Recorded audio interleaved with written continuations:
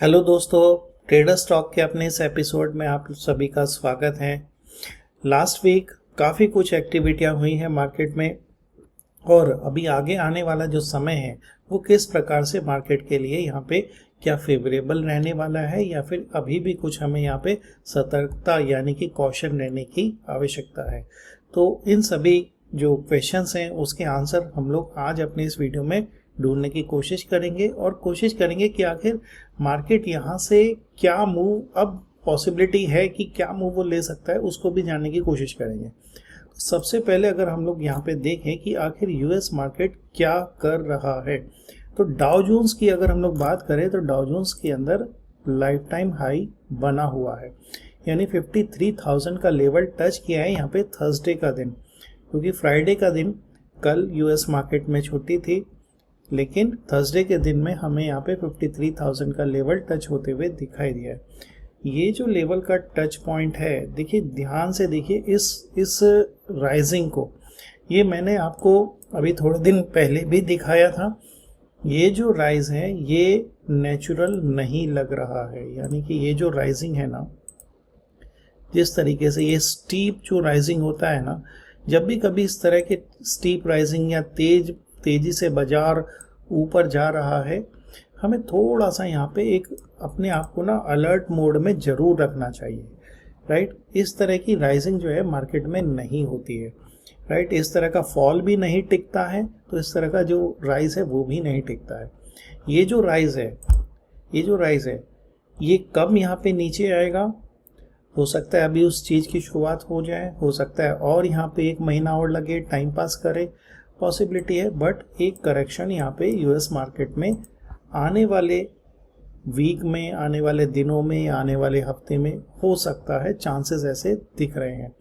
Week on week की बात करें तो यस, काफ़ी बड़ी कैंडल यहाँ पे बनी है, डाउन साइड पे भी काफ़ी बड़ी कैंडल बनी है, बट कोई भी एक हेल्दी करेक्शन यहाँ पे डाउ जोन्स के अंदर जो अगर दिखाई देता है तो वो फिर आगे का जो यहाँ से मूवमेंट होगा उसको यहाँ पे एक स्ट्रेंथ ही प्रोवाइड करेगा। अभी तक ये जो भी यहाँ पे करेक्शन आया है, ये करेक्शन एक बहुत लाइट करेक्शन है, हेल्दी करेक्शन नहीं दिख रहे हैं, राइट। तो ये जो राइजिंग है ये एक डाउटफुल है, कब तक ये चीज़ टिकेगी ये अभी भविष्य ही बताएगा कि आखिर कब तक ये अपने इस मार्केट को यहाँ पे उठा के रखते हैं। दूसरा चीज़ जो यहाँ पे नोटिसेबल है वो यहाँ पे नेस्डैक है। देखिए नेस्डैक में ऑलरेडी ऑल टाइम हाई लग चुका था। जब डाउ जोन्स यहाँ पे अंडर परफॉर्म कर रहा था, नेस्डैक यहाँ पे बहुत शार्प एक राइज दिखाता है, राइट। और 3 जून आज अगर हम लोग कहें तो 1 महीना पहले नेस्डैक ने यहाँ पे हाई लगाने के बाद एक अभी करेक्शन मोड में नेस्डैक है। इस फेज को जरा ध्यान से देखिए, ये क्या चल रहा है। ये जो राइज हुआ था ये 2-3 कंपनियों की वजह से ही यहाँ पे राइज हुआ था, जहाँ पे एआई की वजह से, आपने चाहे वो एनवीडिया हो या फिर यहाँ पे और भी जो कंपनियां हैं जिनके अंदर आप सेमीकंडक्टर है या फिर एआई का बूम था, जिसकी वजह से ये यहाँ पे नेस्डैक ने एक ऑल टाइम हाई लगा। अब यहाँ पे जो चल रहा है कार्यक्रम वो ये है भैया कि अब यहाँ से पैसा निकल रहा है, यानी कि करेक्शन यहाँ पे धीरे धीरे स्टार्ट हुआ है। देखिए कोई भी चीज़ तेज़ी से ऊपर गई है, ऐसे तेज़ी से नीचे आ भी सकती है, और ऐसा भी कर सकते हैं कि भैया ऐसे निकालो यहाँ से, आप प्रॉफिट बुकिंग ऐसे करो ताकि किसी को पता ना चले और मार्केट में सडन शॉक भी ना आए।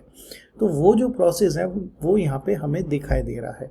आप ये बेरिश कैंडल को ज़रा ध्यान से देखिए, यहाँ पे कितने ज़्यादा यहाँ पे बेरिश कैंडल हमें नज़र आ रहे हैं।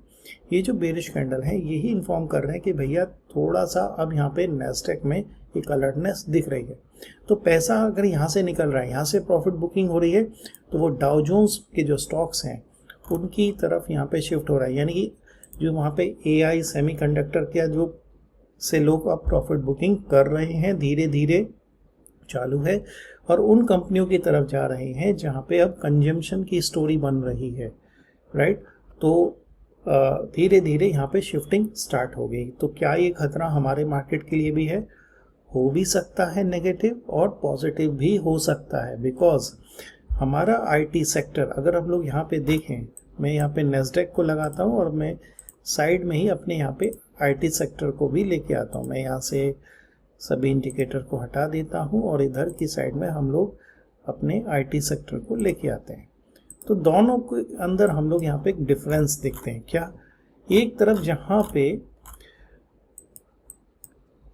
नेस्डेक अपने ऑल टाइम हाई के पास में ही है अभी भी, वहीं पे आईटी सेक्टर हमारा वो डाउन साइड है। दूसरा, हमारी जो आईटी सेक्टर की गिरावट है वो एआई के कारण हुई है। मतलब एआई का जो यहाँ पे वर्क चल रहा है उसकी वजह से ये जो आईटी सर्विसेज प्रोवाइडिंग करने वाली कंपनियां हैं, इनका बिजनेस अब यहाँ पे चेंज हो रहा है, तो इनको चैलेंज है। लेकिन अब अगर वहाँ पे आईटी का बबल फटता है या आईटी का यहाँ पे वहाँ पे अगर एआई का या फिर ये जो यहाँ से प्रॉफिट बुकिंग होती है, तो हमारे यहाँ तो जो कंपनियां हैं आईटी सेक्टर की, ये तो एआई से रिलेटेड कोई भी अभी भी ऐसे प्रोडक्ट रिलेटेड काम नहीं करती हैं। तो क्या इनके अंदर भी खतरा है? खतरा कम है, डाउन साइड है। ये अगर यहाँ से करेक्शन भी देंगी तो हम ऑलरेडी करेक्शन मोड में ही बैठे हुए हैं, तो शायद ये हमारे लिए और ज़्यादा खराब खबर ना हो, राइट। तो हमें यहाँ पे आईटी सेक्टर में कोई ऐसी बड़ी डाउनफॉल अब शायद देखने को ना मिले। हो सकता है आईटी सेक्टर यहाँ पे कंसोलिडेट करे, यहीं रुके, 2-3% ऊपर, 2-3% नीचे, 4-5% नीचे, इसी प्रकार से वो अब यहाँ पे टाइम पास करे, राइट। तो इस चीज़ का हमें ध्यान रखना पड़ेगा, क्या कि भैया यूएस मार्केट अब थोड़े से वहाँ पे हमें वही साइन दिखाई दे रहे हैं, ठीक है। लेकिन अगर हम लोग बात करें कि एक तरफ जहां Dow Jones all time high पे बैठा हुआ है, नेस्डैक भी ऑल टाइम हाई के पास में ही है, वहीं निफ्टी जो है अभी भी अपने ऑल टाइम हाई से नीचे है, राइट। और अगर ये जो डाउनफॉल है, अगर हम लोग देखें कि ये अभी कितना % डाउनफॉल पे हम दिख रहे हैं, तो आप अगर देखेंगे तो निफ्टी का यहाँ पे अभी भी 8% निफ्टी अपने ऑल टाइम हाई से नीचे है। तो इसका मतलब क्या है कि हमारे मार्केट के अंदर अंडर परफॉर्मेंस अभी भी चालू है। तो अगर वहां पे डाउ जोन्स में करेक्शन आता है, वहां अगर प्रॉफिट बुकिंग होती है, तो हमें ये देखना पड़ेगा क्या उसका इफेक्ट हमारे मार्केट पे बहुत ज़्यादा नेगेटिव आएगा। मुझे नहीं लगता है, बहुत ज़्यादा नेगेटिव नहीं आएगा। और ये भी हो सकता है कि शायद हमारे मार्केट में पॉजिटिविटी आ जाए और हमारे मार्केट यहाँ से चलना शुरू कर दे। ये भी पॉसिबल है कि अगले 1-2 महीने के बाद अगर एफआईआईज़ का रुख चेंज होता है, क्योंकि बड़ी पैनिक सेलिंग जो थी वो बंद हो गई है जब से यहाँ पे लास्ट जो हमारी आरबीआई गवर्नर ने जो मॉनेटरी पॉलिसी में जो अनाउंसमेंट किया है, उसके बाद से एफआईआईज़ की बड़ी सेलिंग बंद हो गई है। लेकिन अभी भी बाइंग का फिगर लगातार स्टार्ट नहीं हुआ है, तो इसका मतलब वो यहाँ पे आ तो रहे हैं बट अभी भी कॉन्फिडेंस उनका लो है, स्लो है, राइट। उन्हें डाउट है अभी यहाँ से जुलाई मंथ में जो अर्निंग का सेशन स्टार्ट होने वाला है, क्या उस अर्निंग के सेशन में हमारी कंपनियों का अच्छा पॉजिटिव रिजल्ट आएगा, तो वो डाउटफुल है अभी। क्योंकि फर्स्ट क्वार्टर यहाँ पे क्रूड ऑयल प्राइस की वजह से, ये जो वॉर की वजह से हमें इतने इफेक्टिव रिजल्ट में शायद ना दिखाई दे, तो इस वजह से वो थोड़ा डाउटफुल है। लेकिन हमें देखना पड़ेगा अगर वहाँ से प्रॉफिट बुकिंग होती है यूएस मार्केट से, तो क्या एफआईआईज़ का रुख फिर से एशिया में, और एशिया में भी क्या इंडियन मार्केट पे फिर से आता है। अगर ऐसा हुआ, जो कि ऑलरेडी अंडर परफॉर्मिंग मार्केट है हमारा, तो अगर ऐसा हुआ तो हम लोग यहाँ से फिर ऊपर की डायरेक्शन पकड़ सकते हैं। अगले 1-2 महीने में जो हम लोगों ने ये डायरेक्शन पकड़ी है, कंटिन्यू रह सकती है। तो अगर मैं ये यहाँ पे देखूँ तो ये जो पॉइंट है, यहाँ पे एक लो बना हुआ है, राइट। ये लो है, ये एक हाई है, फिर ये यहाँ पे एक हाई और लो का फॉर्मेशन हुआ है। हमने देखा था इसको पहले भी एनालिसिस में देखा था, तो एग्जैक्टली 62% का यहाँ पे रिट्रेसमेंट देके अब यहाँ से रिवर्सल आ रहा है। लेकिन क्या ये थर्ड वेव का सिनारियो क्रिएट हो गया है? हमने सीखा है थर्ड वेव होगी, बिल्कुल होगी थर्ड वेव, बट एक्चुअल में अगर हमें बड़ा प्रॉफिट या बड़ा रिटर्न के लिए अगर हमें देखना है, तो हमें यहाँ पे अभी भी 24,500 600 ये जो रेजिस्टेंस का लेवल है, ये जो कैंडल का है, इसके ऊपर निकलना जरूरी है।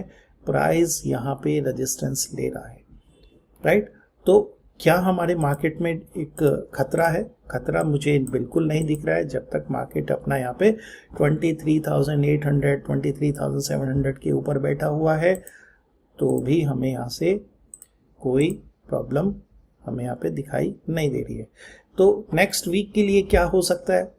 देखिए, नेक्स्ट वीक रेंज बाउंड ही है, कोई बड़ा यहाँ पे प्राइस एक्शन नहीं दिख रहा है, राइट। तो जो नेक्स्ट वीक है उसमें भी जो एक्सपायरी जो आ रही है वो बहुत एक छोटी रेंज के अंदर हमें दिख रही है। नीचे की साइड में 24,000, ऊपर साइड में 24,500, ये रेंज के इन बिटवीन कहीं पे एक्सपायरी दिख सकती है। आप ऑप्शन चेन पे भी जाओगे तो सबसे ज़्यादा call writers and put writer की पोजीशन भी आपको इन लेवल्स के आसपास ही दिखाई देगी, राइट। तो इस लेवल के आसपास हमें मिलेगी। ये जो यहाँ पे गैप अप हमने देखा है, first gap up, second gap up, now third gap up, और इसमें गैप अप में ये गैप फिलिंग करने को आ सकता है। चांसेस पूरे दिख रहे हैं मंडे या ट्यूसडे के अंदर गैप फिलिंग ये हो सकती है। क्या ये वाली गैप फिलिंग होगी? लेट्स सी, ठीक है, वो देखना पड़ेगा कि क्या ये गैप फिल होता है कि नहीं। बट ये वाला गैप फिलिंग तो दिख रहा है कि ये हो सकता है, इसके चांसेस ज़्यादा है, राइट। तो मार्केट के अंदर अभी के लिए कोई बड़ा पैनिक नहीं है। रेंज बाउंड फिर से हमें दिख सकता है बाजार 24,000 से लेके 24,500 की रेंज। 500 अगर तोड़ता है तो भैया फिर ये जो है एक नेक्स्ट फिर यहाँ पे जो मेजर रेजिस्टेंस दिखने वाला है, फिर वो यहाँ पे आप देख सकते हो कि फिर वो 24,800 से 25,000 की रेंज यहाँ पे बन जाती है। उस रेंज की तरफ फिर मार्केट यहाँ से बढ़ जाएगा, राइट। तो कोई बड़ा पैनिक हमें यहाँ पे नहीं दिख रहा है। बात करें यहाँ बैंक निफ्टी की, तो बैंक निफ्टी ने ऑलरेडी काफ़ी बढ़िया रिटर्न हमें दिखाया है, राइट। अब बैंक निफ्टी यहाँ पे थोड़ा स्ट्रगल कर रहा है ऊपर जाने के लिए। करना भी चाहिए, एकदम से कोई भी यहाँ पे बुलिश कैंडल नहीं दिखाना, थोड़ा यहाँ पे रुके, होल्ड करे, लेवल को रेस्पेक्ट करे। अभी भी बैंक निफ्टी 57,000 के ऊपर है और बढ़िया 58,000 के वेरी क्लोज है, राइट। तो ये जो सिनारियो है ये हमें क्या बता रहा है कि भैया बैंक निफ्टी के अंदर अभी भी यहाँ पे पोटेंशियल हमें देखने को मिलेगा कि ये कोई भी यहाँ से पॉजिटिविटी अगर मार्केट में दिखती है तो ये यहाँ से 59 और 60,000 की तरफ भी बढ़ने को तैयार है, राइट। आने वाले दिनों में हमें ये चीज़ भी इसके अंदर देखने को मिलेगी, राइट। आईटी का हम लोग ऑलरेडी यहाँ पे जिक्र कर दिया है। पिछले 2-3 दिनों से आईटी के अंदर जो यहाँ पे 2 दिनों के अंदर आईटी के अंदर जो प्राइस एक्शन देखने को मिला है, जिसमें काफ़ी बढ़िया मूवमेंट हमें यहाँ पे देखने को मिला, फिर गैप अप देखने को मिला, इससे भी हमें मार्केट को, निफ्टी को बहुत सपोर्ट मिला है, राइट। आप देख सकते हो एक तो फार्मा, आईटी और रियलिटी, इनकी वजह से निफ्टी के अंदर अच्छा खासा सपोर्ट लेवल हमें देखने को मिल रहा है कि निफ्टी अपने लेवल्स को रेस्पेक्ट कर रहा है, राइट। इंडिया विक्स के अंदर अभी भी गिरावट है और देखिए कितना लो वॉलेटिलिटी में मार्केट आ गया, 11.79 बिलो 12 हमें यहाँ पे दिख रहा है, राइट। अब ये आपको यहाँ पे 10 और के आसपास भी दिख सकता है। और अगर ऐसा दिखता है इंडिया विक्स के अंदर तो इस ये जो सीन है यहाँ पे जो बन रहा है, जिस तरीके का यहाँ पे सिनारियो है, ये जो सिनारियो बन रहा है, लोअर हाई लोअर लो, लोअर हाई लोअर लो, राइट। इस सिनारियो के अंदर आने वाले दिनों में चांसेस बनेंगे कि जैसे ये लो वोलेटाइल जोन में जाएगा, यानी 10 और इसके नीचे जाता है, तो भैया अलर्ट रहना। जो भी राइजिंग है ट्रेंड है, जो भी राइजिंग ट्रेंड है, मार्केट जिस तरीके से ऊपर जा रहा है, अब वोलेटिलिटी फिर उसके बाद में बढ़ेगी, राइट। 4 जुलाई है, इस मंथ के लास्ट में हमें पता है फिर से फेड की जो मॉनेटरी पॉलिसी है फेडरल रिजर्व की, यूएस की, वो आने वाली है। उससे पहले मार्केट वोलेटाइल होगा, राइट। तो अलर्ट रहेंगे हम लोग और ट्रेडिंग बहुत सेफ करना है हम लोग को। ट्रेडिंग में ना बिल्कुल भी यहाँ रिस्क नहीं लेना है, ठीक है। अब हम लोग अगर आ जाते हैं यहाँ पे कमोडिटी के अंदर। कमोडिटी के अंदर देखिए क्रूड ऑयल ऑलरेडी यहाँ पे 6,500 के लेवल पे है, काफ़ी क्रैश हो गया है, बट अभी भी ये लेवल $70 हम लोग कह रहे हैं कि भैया $70, $72, $73 काफ़ी गिर गया है। अगर मैं हाई से बोलूँ हाँ कि भैया जहाँ पे $100+ पे क्रूड ऑयल चल रहा था, वहाँ से तो काफ़ी कम आ गया है, लेकिन हमारे लिए अच्छा है कि ये यहाँ पे फिर से 5,000 4,000 के लेवल में क्रूड ऑयल चले, राइट।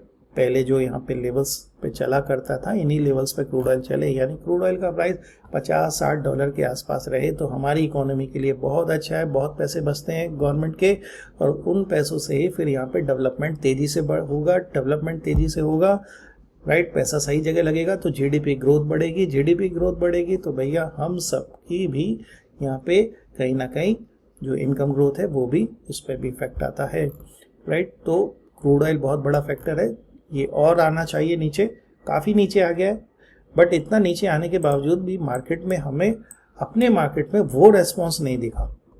ये मैंने क्वेश्चन लास्ट टाइम भी रेज किया था कि क्रूड ऑयल यहाँ पे हमने देखा कि $70 से बढ़ के यहाँ पे $110-115 भी गया, तो उसकी वजह से मार्केट में हमें बड़ा करेक्शन देखने को मिला। बट अभी वहाँ से पूरा कूल ऑफ हो गया है, ठीक है। जो प्राइस से इसके क्रूड ऑयल के वो नीचे आ गए हैं, बट हमारे मार्केट में अभी भी फुल करेक्शन नहीं आया है, अभी भी मार्केट हमारा 8%-9% नीचे ही है। तो ये अब बताता है कि अब मार्केट को क्रूड ऑयल नहीं कुछ और कंसर्न है। क्रूड ऑयल से जो महंगाई जो बढ़ी हुई है उसके कारण जो कंपनियों के जो रिजल्ट आने वाले हैं उन पे उसका असर दिखेगा, तो मार्केट को अब उसकी चिंता है, राइट। और इसके अलावा भी अभी भी और भी कंसर्न हैं जो कि बने हुए हैं। बात करें यहाँ नेचुरल गैस की, तो नेचुरल गैस देखिए यहाँ पे एक कंफ्यूजिंग स्टेट में दिख रहा है, बट सिनारियो इसका ऐसा है कि अगर ये यहाँ पे 320 के ऊपर डिसाइसिवली ब्रेकआउट करता है तो ही ये यहाँ पे ऊपर जाएगा, अदरवाइज ये जो यहाँ सिनारियो चल रहा है एक दिन ऊपर 2 दिन नीचे, 2 दिन ऊपर फिर 2 दिन नीचे, ये बड़ी कंफ्यूजिंग स्टेट है। हालांकि जुलाई मंथ स्टार्ट हो गया है, आप मान के चलो यही वो टाइम पीरियड होता है हर बार का जब यहाँ पे हमें, आप देखेंगे मई जून जुलाई के बाद से फिर धीरे धीरे नेचुरल गैस के अंदर एक अप ट्रेंड का मूव स्टार्ट होता है, राइट। और उसके बाद से फिर हम लोग देखते हैं दिसंबर जनवरी के बाद से नेचुरल गैस कूल ऑफ होना स्टार्ट करता है, ठीक है।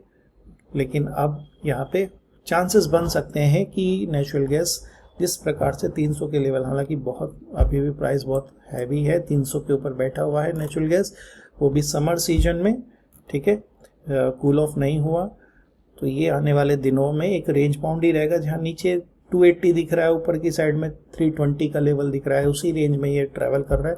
320 तोड़ेगा तो फिर से ये एक राइजिंग ट्रेंड में आएगा। इंट्राडे के हिसाब से देखो तो भैया इसके अंदर आप यहाँ पे 4-5 पॉइंट का मूव पकड़ सकते हो, दोनों साइड के मूव हमें यहाँ पे देखने को मिल रहे हैं। इट्स नॉट ईजी, ये आसान नहीं है। गैप अप करता है, ऊपर जाता है, तेज़ी से नीचे गिर रहा है, गैप डाउन कर रहा है, ऊपर जा रहा है। तो इस सिनारियो में नेचुरल गैस के अंदर ट्रेडिंग आसान नहीं है, तो बी कॉशन, सावधान रहना चाहिए हमें। बात करें सिल्वर की, तो देखिए सिल्वर के अंदर एक रीबाउंड आया है, कॉन्फिडेंस आया है सिल्वर के अंदर, राइट। बट सिल्वर अभी भी एक बड़ी रेंज के अंदर फंसा हुआ है, ठीक है। तो ये जो रेंज है जहाँ पे ये सिल्वर फंसा हुआ है, इसको तोड़ना बहुत ज़रूरी है। बात करें कि सिल्वर के अंदर खतरा क्या है, देखिए खतरा डॉलर इंडेक्स से है, गोल्ड और सिल्वर दोनों की मैं बात करूँगा तो, राइट। कि गोल्ड और सिल्वर के मैं लेवल की भी चर्चा नहीं करूँगा, लेकिन मैं डॉलर के लेवल की ज़रूर चर्चा करूँगा। अच्छी बात है 100 पे आया है, 101.8 था, वहाँ से 100.8 पे है, लेकिन अभी भी बहुत महंगा है। जब तक ये 100 के ऊपर बैठा है, जब तक ये नीचे नहीं आएगा, गोल्ड सिल्वर के अंदर रैली नहीं बनेगी, राइट। और कोई रैली अगर बनती है तो वो फिजल आउट होगी, वो टिकाऊ नहीं होगी। हमें चाहिए कि डॉलर इंडेक्स यहाँ से गिरे, कूल ऑफ हो, प्रेशर ये बना के रखा हुआ है सभी मेटल्स के ऊपर, सभी मार्केट्स के ऊपर इसने प्रेशर बना के रखा हुआ है, इसे नीचे आना चाहिए। ये अगर नीचे आ जाएगा तो फिर हम देखेंगे जैसे जैसे नीचे गिरेगा गोल्ड सिल्वर में एक रैली हमें जो अभी पिछले 2-3 दिनों से दिख रही है वो ऊपर एक्सटेंड होती हुई हमें दिख जाएगी, राइट। तो निगाह बना के रखो डॉलर इंडेक्स के ऊपर, गोल्ड सिल्वर का व्यू आपको वहीं से ही मिलेगा, राइट। तो आई होप आने वाले दिनों के लिए हमें किस प्रकार से अपने आप को ट्रेडिंग में बना के रखना है, बिल्कुल भी रिस्क हमें नहीं लेना है। बिल्कुल रिस्क से मेरा मतलब ऐसा नहीं है कि हम ट्रेडिंग ही ना करें बट कम से कम रिस्क लें। यहाँ पे इस तरह के मार्केट्स में अनसर्टेनिटी अभी भी बनी हुई है। इंडिया विक्स बहुत तेज़ी से नीचे आया है बट मार्केट में इसका उतना इफेक्ट नहीं दिखा है। अच्छा होता मार्केट यहाँ 25,000 के ऊपर होता, राइट। बट अभी भी मार्केट जिस प्रकार से यहाँ पे 24,500 के नीचे है और स्ट्रगल कर रहा है ऊपर जाने में, तो ये कंसर्न है अभी भी। जब तक बाइंग नहीं आएगी FIS की, मार्केट को सपोर्ट नहीं मिलेगा इतना ज़्यादा, राइट। तो मिलते हैं फिर नेक्स्ट वीक। सेफली ट्रेड कीजिएगा। तब तक के लिए थैंक यू।